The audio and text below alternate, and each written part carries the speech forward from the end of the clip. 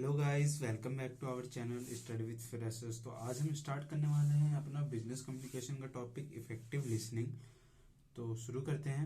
Effective listening may be defined as perception और real understanding of without has been communicated one can not be 100% sure of it because perception और understanding differs from person to person. Most of the person listen mostly in effective way. Without listening, communication is not possible. It means without effective listening, effective communication is not possible. Effective listening का मतलब ये है जो भी हम सुन रहे हैं उसकी जो परसेप्शन है, हमारी जो रियल हम जो समझना चाह रहे हैं उसको हमारी रियल अंडरस्टैंडिंग होनी चाहिए। वो एक जो हम सुन रहे हैं वो जरूरी नहीं है कि हर एक बंदे को 100% समझ आए श्योरिटी के साथ। ये डिपेंड करता है पर्सन को किस तरीके से वो समझ रहे हैं। कई कई पर्सन को अलग अलग तरीके से समझ आता है, ठीक है। तो without listening communication is not possible. It means without effective listening effective communication is not possible. बिना सही से सुने इफेक्टिव लिसनिंग जो है वो हमारी पॉसिबल ही नहीं है किसी बात को समझने के लिए, ठीक है। तो अब बात करते हैं इफेक्टिव लिसनिंग के प्रिंसिपल्स की।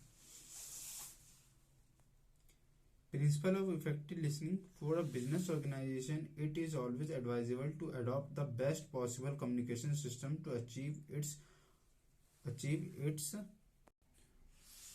objectives and goals. तो इसके हमारे प्रिंसिपल ऑफ इफेक्टिव लिसनिंग का मतलब कि किस तरीके से कितने हमारे बिजनेस कम्युनिकेशन में पॉसिबल कम्युनिकेशन सिस्टम को अचीव कैसे कर सकते हैं, मतलब हम किस तरीके से लोगों को समझा सकते हैं। तो उसके कुछ प्रिंसिपल्स हैं। तो 3 प्रिंसिपल हैं। हम तो पहला प्रिंसिपल है completeness. Business communication should always be complete in itself. It's the following point should be kept in mind for the purpose of completeness. तो कुछ पॉइंट्स हैं, पॉइंट्स को देख लेते हैं। To whom the message send, what is the message, where the message is to be sent, where the message is to reach, where is the region, what is the reason for the message। मतलब ये है effective listening का, जिसमें पहला हमारा point बता रहा है कंप्लीटनेस का, कि बिजनेस कम्युनिकेशन में जो भी हमारी कम्युनिकेशन हो रही है वो हमेशा अपने आप में कंप्लीट होना चाहिए, ठीक है।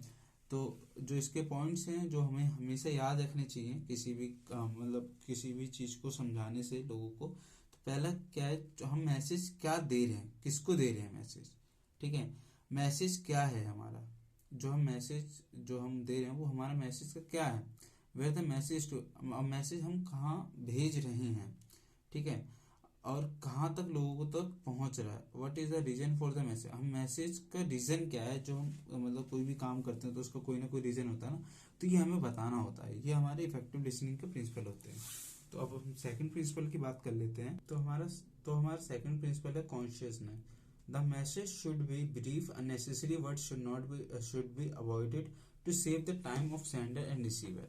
कॉन्शियसनेस का मतलब ये होता है किसी भी मैसेज को, मतलब जो भी हम मैसेज लिख रहे हैं उसमें ना अननेसेसरी वर्ड नहीं होने चाहिए कि मतलब कुछ ज़्यादा ऐसे लिख देते हैं, वर्ड ज़्यादा बड़ा बड़ा करके लिख देते हैं। तो ये ना बहुत दिक्कत होती है सेंडर को भेजने के लिए, वो क्योंकि उस सेंडर का टाइम ही बचेगा अगर वो अननेसेसरी वर्ड नहीं लिखेगा। तो effort should be made of include the necessary content in the shortest possible manner. मतलब किसी भी कंटेंट को लिखने का मतलब शॉर्टकट्स यूज कर लेना, कि ताकि उसको जो वो लिख रहा है, जो सेंडर जो भेज रहा है ना, उसको भी आसानी हो लिखने में और जो रिसीव कर रहा है उसको पढ़ने में आसानी हो ना। जैसे हम लिख सकते हैं इन केस ऑफ की जगह लिख सकते हैं if, in point of fact की जगह लिखते हैं इन फैक्ट।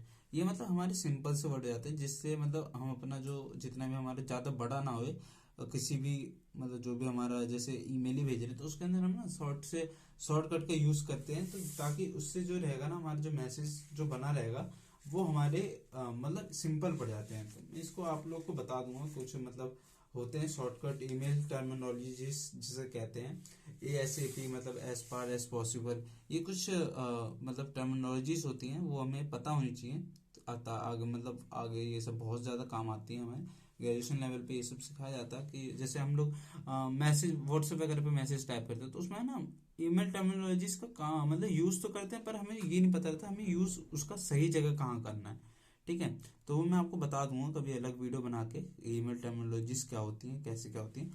ये हमारा कॉन्सेप्ट होता है कि किसी भी मतलब जो नोट्स वगैरह हैं, जो नोट है हम किसी को भेज रहे हैं, वो जो रिसीव कर रहा है, जो भी हमारे जैसे ईमेल वगैरह, उसमें ज़्यादा बड़े बड़े वर्ड्स का यूज़ ना करें। ठीक है, ये हमारा कॉन्शियसनेस हो गई, ये हमारा सेकंड प्रिंसिपल था। अब हम थर्ड प्रिंसिपल की बात कर लेते हैं।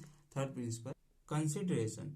कंसिडरेशन जो हमारा थर्ड प्रिंसिपल है, it should be clear to the receiver as to what response it expected from the receiver, feedback should include the following. मतलब कंसिडरेशन का मतलब ये है ना, जो हम रिसीवर हम क्या सुन रहे हैं, मतलब जो रिस्पॉन्स देगा ना, वो हमें पता रहेगा कि वो किस टाइप का फीडबैक वो देना चाह रहा है। तो इसके कुछ पॉइंट्स है वो हम क्लियर कर लेते हैं। जो पहला पॉइंट है, message, the message should be effective. जो मैसेज है ना हमारा, वो मतलब कुछ इफेक्ट का मतलब यहाँ है, जो हमारे जो मैसेज है उसका ना कुछ क्लियरेंस होनी चाहिए, कि वो मतलब उस जो मैसेज को ना वो आसानी से समझ सके। ये हमारा हो गया इफेक्टिव। वो क्या इफेक्ट कर रहा है। Positive approach with sufficient fact should be given importance. Negative words like no, excuse me, we differ, etcetera should not be included in the business communication. मतलब जो कुछ कई सारे फैक्टर्स वगैरह होते हैं जो अनसफिशियंट होते हैं, ठीक है, वो मतलब किसी काम के नहीं होते। जो कई सारे एक्सक्यूज, जो नेगेटिव वर्ड्स होते हैं like no, excuse me, we differ, etcetera, जैसे कुछ ऐसे वर्ड्स होते हैं ना, ये हमें मतलब जो कम्युनिकेशन है, बिजनेस कम्युनिकेशन में, उसमें हमें इंक्लूड नहीं करने चाहिए, ये अच्छे नहीं लगते हैं वर्ड इसमें। It is necessary to have a reliability in the message as it reflects the character and trust of a person. ये क्या होता है ना, एक रिलायबिलिटी को मतलब जो अननेसेसरी, जो नेसेसरी चीजें हैं, जो पर्सन को बताएगा, उस कैरेक्टर को समझाएगा, मतलब जैसे कोई भी ट्रस्ट वगैरह, उस पर्सन को ट्रस्ट कराना है एक तरीके से, वो हमारा कंसिडरेशन कहलाता है।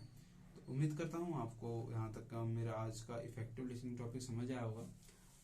तो उसमें कोई भी डाउट हो तो आप मुझे ईमेल कर सकते हैं, डायरेक्ट डीएम कर सकते हैं, मुझे पूछ सकते हैं। तो उम्मीद करता हूँ आपको वीडियो पसंद आए। बस वीडियो पसंद आए तो वीडियो को लाइक कर दें, चैनल को सब्सक्राइब कर देना। मिलते हैं जल्द ही नए वीडियो में, आपको नया टॉपिक लेके। आप मुझे कमेंट में बता दीजिएगा कि आपको कौन सा टॉपिक नेक्स्ट चाहिए, जो आपको इम्पोर्टेंट, वैसे तो मैं इम्पोर्टेंट टॉपिक ही करवाऊंगा जो आपको आने चाहिए या आएंगे, जो हमारे सेमेस्टर में आते हैं क्वेश्चंस, मैं आपको वही करवाऊंगा। बाकी आप लोग बता दीजिएगा आपको किस टाइप के टॉपिक्स चाहिए। तो उम्मीद करता हूँ आपको यहाँ तक समझ आया होगा। आप मुझे बता दीजिए क्या मेरी वीडियो में कमी है, मैं उस वीडियो को, मतलब उस कमियों को पूरी करने की पूरी कोशिश करूँगा। धन्यवाद।